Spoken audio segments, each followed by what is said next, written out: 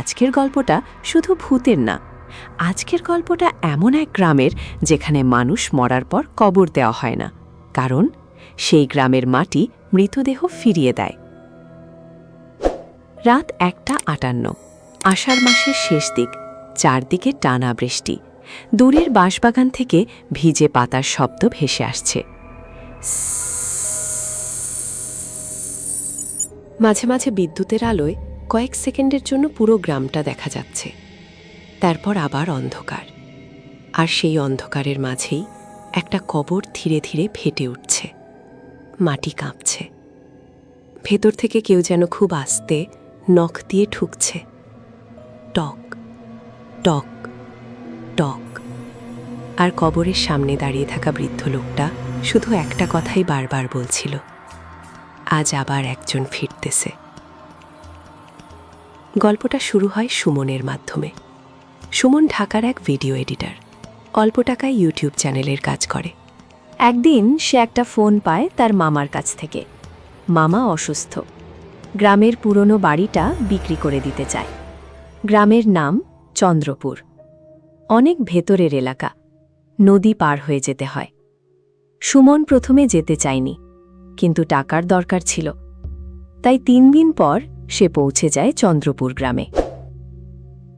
গ্রামে ঢোকার পর থেকেই জায়গাটা অদ্ভুত লাগছিল, কারণ পুরো গ্রামে কোনো শিশু নেই, একটাও না। সবাই বয়স্ক, আর সবাই কেমন যেন চুপচাপ, যেন কেউ কথা বলতে ভয় পায়। সুমন দোকানে চা খেতে গিয়ে জিজ্ঞেস করল, এখানে বাচ্চা কাচ্চা নাই? চায়ের দোকানদার হাত থামিয়ে তার দিকে তাকালো, তারপর নিচু গলায় বলল, রাত হওনের আগে বাড়ি যাইয়েন। কেন? লোকটা উত্তর দিল না, শুধু দোকান বন্ধ করতে শুরু করল। তখন বিকেল 5টা। সুমনের মামার বাড়িটা ছিল গ্রামের একদম শেষে, পেছনে বিশাল জলাভূমি। লোকজন ওই জায়গাটাকে বলে কালো বিল। দিনেও ওখানে কুয়াশা থাকে। বাড়িতে পৌঁছে সুমন দেখে তার মামা খুব ভয় নিয়ে আছে, চোখের নিচে কালি। কয়েকদিন ঘুমায়নি মনে হয়। রাতে খাওয়ার সময় মামা হঠাৎ বলল, রাত 2টোর পর কোনো শব্দ শুনলেও দরজা খুলবি না। সুমন হেসে বলল, ভূতের ভয় নাকি? মামা একদম হাসল না, আমি সিরিয়াস। তারপর নিচু গলায় বলল, এখানে মৃত মানুষ হাঁটে। সুমন ব্যাপারটাকে পাত্তা দিল না। রাতে ল্যাপটপে কাজ করতে করতে সময় কেটে যায়। ঘড়িতে 2:13। হঠাৎ বাইরে কাদা মারানোর শব্দ, চপ চপ চপ। কেউ হাঁটছে বাড়ির চারপাশে। সুমন জানালার ফাঁক দিয়ে তাকালো, তারপর তার শরীর ঠান্ডা হয়ে গেল। বৃষ্টির মধ্যে একজন লোক দাঁড়িয়ে, পুরো শরীরে কাদা, মুখ নিচু, আর তার গলায় দড়ি বাঁধা। লোকটা ধীরে ধীরে মাথা তুলে তাকালো, চোখ নেই, শুধু ফাঁকা কালো গর্ত। তারপর সে খুব আস্তে বলল, দরজা খোল। ঠিক তখনই পাশের ঘর থেকে মামা চিৎকার করে উঠল, তাকাস না। সাথে সাথে সব শব্দ বন্ধ। পরদিন সকালে সুমন জানতে পারে লোকটা নাকি আজ থেকে 7 বছর আগে মারা গেছে। নাম আজিম মাঝি। সে নাকি বিলের পানিতে ডুবে গিয়েছিল, কিন্তু লাশ পাওয়া যায়নি। সুমন বিশ্বাস করতে পারছিল না, কারণ সে যা দেখেছে সেটা স্বপ্ন হতে পারে না। সেদিন দুপুরে সুমন গ্রামের এক বৃদ্ধা মহিলার সাথে কথা বলে। মহিলার নাম রহিমা বুড়ি। গ্রামের সবাই তাকে এড়িয়ে চলে। রহিমা বুড়ি ফিসফিস করে বলল, এই গ্রামে কেউ স্বাভাবিকভাবে মরে না। মানে, যারে কালো বিল ডাকে সে আর মানুষ থাকে না। তারপর সে একটা কথা বলল যেটা শুনে সুমনের বুক কেঁপে ওঠে, তোর মামা তোরে এখানে ভুল কারণে ডাইছে।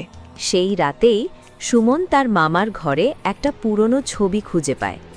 ছবিতে 4 জন মানুষ, তার মামা, আজিম মাঝি আর 2 জন অচেনা লোক। পেছনে কালো বিল। ছবির পেছনে লেখা, 4 জন গেছিলাম, ফিরছি 3 জন। ঠিক তখনই পেছন থেকে মামার গলা, ওই ছবি কোথায় পাইছস? সুমন ঘুরে তাকিয়ে দেখে তার মামার চোখে ভয়। সুমন জিজ্ঞেস করল, কি হয়েছিল ওই দিন? মামা কিছুক্ষণ চুপ থেকে বলল, আমরা একটা জিনিস পাইছিলাম বিলে। কি জিনিস? একটা লোহার বাক্স। ঘরের বাতাস হঠাৎ ভারী হয়ে গেল। বাক্স খোলার পর থেকেই সব শুরু হয়। সেদিন রাত ৩:০১। হঠাৎ পুরো বাড়ি কেঁপে উঠল। বাইরে ঝড়, জলাভূমির দিক থেকে মানুষের কান্নার শব্দ আসছে। ফিরায় দে, ফিরায় দে। সুমনের মামা কাঁপতে কাঁপতে বলল, ওরা আইসে। তারপর আলমারির ভেতর থেকে একটা মরিচা ধরা লোহার বাক্স বের করল। বাক্সটার গায়ে অদ্ভুত চিহ্ন, আর ভেতর থেকে আসছে টক টক শব্দ, যেন ভেতরে কিছু নড়ছে। মামা বলল, এই বাক্স খোলার পর গ্রামের বাচ্চাগুলো হারাইতে শুরু করে। কি ছিল ভেতরে? জানি না। তাহলে বন্ধ করো নাই কেন? মামা কাটতে কাটতে বলল, কারণ যেদিন বন্ধ করতে গেছিলাম আজিম মারা যায়। ঠিক তখন বাইরে দরজায় ধাক্কা, ধাপ ধাপ ধাপ, তারপর একসাথে অনেকগুলো গলা। দরজা খোল! সুমন জানালার দিকে তাকিয়ে জমে গেল। বাড়ির বাইরে অন্তত ২০ জন মানুষ দাঁড়িয়ে, সবাই কাদায় ভেজা। আর সবচেয়ে ভয়ের বিষয়, ওদের মধ্যে কয়েকজন শিশু আছে। কিন্তু গ্রামের তো কোনো শিশু নেই। একটা ছোট মেয়ে ধীরে মাথা তুলে তাকালো। তার চোখ পুরো সাদা। সে হাসল। আমরা ঠান্ডা লাগতেছে। হঠাৎ বাক্সটা নিজে নিজে খুলে গেল। ঘরের বাতি নিভে যায়, আর ভেতর থেকে বের হয় একটা পুরনো কালো কাপড়ে মোড়া পুতুল। কিন্তু পুতুলটার মুখ মানুষের মতো। সুমন হাত থেকে ফেলে দেয়। ঠিক তখন রহিমা বুড়ির কথা মনে পড়ে। কালো বেল যারে ডাকে, সে আর মানুষ থাকে না। মামা হঠাৎ চিৎকার করে উঠল। তার শরীর কাঁপছে, চোখ উল্টে যাচ্ছে। তারপর সে অন্য গলায় কথা বলা শুরু করল। এত বছর পর আবার দরজা খুলছিস? সুমনের বুক কেঁপে ওঠে। ওটা তার মামার গলা না। আর তখনই ঘরের কোনায় দাঁড়িয়ে থাকা পুতুলটা ধীরে ধীরে মাথা ঘুরিয়ে সুমনের দিকে তাকায়। তারপর হাসে। সুমন আর দেরি না করে বাক্সটা নিয়ে দৌড় দেয় বৃষ্টির মধ্যে কালো বিলের দিকে। পেছনে কাদা নাড়ানোর শব্দ, অনেকগুলো পা, যেন পুরো গ্রাম তার পেছনে দৌড়াচ্ছে। বিলের কাছে পৌঁছাতেই সে থেমে যায়, কারণ পুরো পানির ওপর অসংখ্য মানুষ দাঁড়িয়ে, ডুবে থাকা মৃত মানুষ। সবাই তাকিয়ে আছে তার দিকে। তারপর পানির মাঝখান থেকে ধীরে ধীরে উঠে আসে আজিম মাঝি। গলায় সেই দড়ি। সে বলল, ফিরায় দে। সুমন কাঁপতে কাঁপতে বাক্সটা পানিতে ছুঁড়ে ফেলে। এক মুহূর্তে পুরো বিলের পানি কালো হয়ে যায়। তারপর সব কিছু নিস্তব্ধ। সব মৃত মানুষ ধীরে ধীরে পানির নিচে ডুবে যায়। ঝড় থেমে যায়। পরদিন সকালে সুমন ঘুম ভাঙে গ্রামের বাইরে। চারদিকে পুলিশ, গ্রামের মানুষজন নেই। একজন পুলিশ বলল, আপনি ভাগ্যবান। কেন?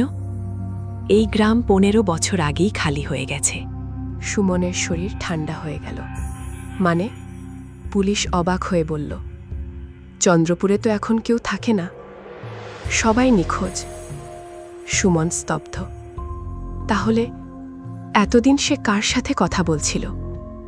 ঢাকায় ফিরে আসার পর সুমন সব ভুলে যাওয়ার চেষ্টা করে।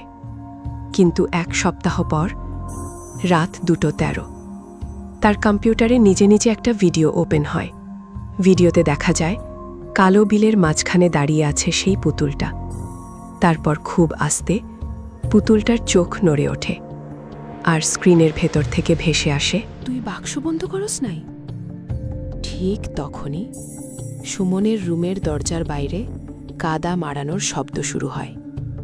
Chop chop chop. আজকের গল্প এখানেই শেষ। আর যদি এমন সম্পূর্ণ নতুন, মাথা ঘুরিয়ে দেওয়া গ্রাম বাংলা ভয়ের গল্প আরও শুনতে চান, তাহলে এখনই নিশির দাগ অফিসিয়াল বিডি সাবস্ক্রাইব করে পাশে থাকুন। কারণ পরের গল্পে হয়তো দরজায় টোকা পড়বে আপনার নাম ধরে।